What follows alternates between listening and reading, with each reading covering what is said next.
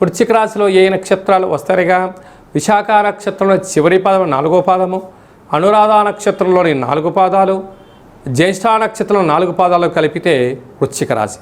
రాశాధిపతి కుజ భగవానుడు. వీరికి అర్ధాస్తమ రాహు అవ్వడం వలన అనేక మంది శత్రువులు పంచి ఉన్నారు. అనారోగ్య సమస్యలు, శత్రు సమస్యలు ఉన్నాయి. అసలు ఇది వర్షాకాలం అవ్వడం వలన గోరువెచ్చని ఆహారం తినడం, వేలకు తగు ఔషధ సేవనం అవసరం. లేకపోతే నరాల బలహీనత, బ్రెయిన్ స్ట్రోక్స్, వెన్నెముక సమస్యలు, అరికాలలో చేతులలో స్కిన్ ఎలర్జీ లాంటి వ్యాధులు వచ్చే పరిస్థితి చాలా అధికంగా ఉంటుంది. తస్మాత్ జాగ్రత్త. సంతాన స్థానంలో శని భగవాను ఉండడం వల్ల తల్లిదండ్రులతో పిల్లలు, పిల్లలతో తల్లిదండ్రులు మమేకమై ఉన్నతమైనటువంటి ఆలోచనతో ఉండగలిగితే గృహమేక స్వర్గసీమ అనే పరిస్థితి ఉంటుంది. లేకపోతే ఎవరికి వారే యమునా తీరయ్యే పరిస్థితి చాలా అధికంగా ఉంటుంది.